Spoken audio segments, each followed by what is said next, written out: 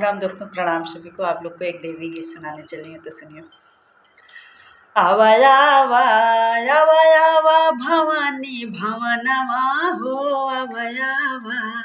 आवा आवा भवानी भवनमा हो, आवा आवा आवा आवा भवानी भवनमा हो, आवा आवा आवा आवा भवानी अंगनमा हो, आवा आवा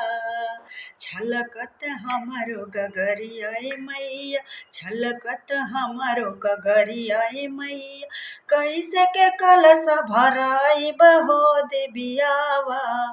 आवा आवा भवानी भवनमा हो, आवा आवा आवा आवा भवानी भवनमा हो, आवा आवा अपने मैया जे के सिंदूरा लगाई और टिकवा पिनाई बहो मैया आवा, अपने मैया जी के सिंदूरा लगाई और टिकवा लगाई बहो मैया आवा, छलकत हमारो गगरिया मैया, कैसे के कलश भराई बहो मैया आवा, मैया आवा हमरे अंगनवा हो, मैया आवा अपने मैया जी के हरवा पेनाई और नथिया पहिराई बहो मैया आवा, छलकत हमारो गगरिया मैया, कैसे के कलश भराई बहो देवियावा, आवा आवा भवानी भवनवा हो देवियावा, आवा आवा भवानी अंगनवा हो मैया आवा, अपने मैया जी के चूड़िया पहनाई और पहनाई कंगनवा हो मैया आवा,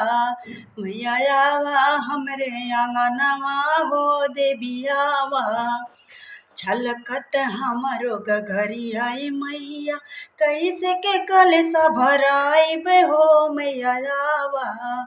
मैया आवा हमरा आंगनवा हो देवियावा,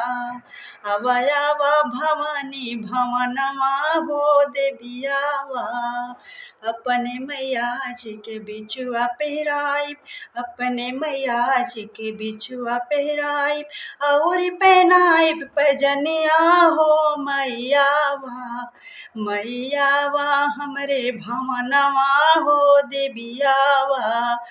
छलकत हमारो गगरिया मैया, कैसे के कलश भराई बहो देवियावा, मैया आवा मैया आवा हमारा अंगनवा हो देवियावा, आवा आवा भवानी भवनवा हो देवियावा, आवा आवा भवानी भवनवा हो मैया आवा, आवा आवा हमरा अंगनवा हो मैयावा।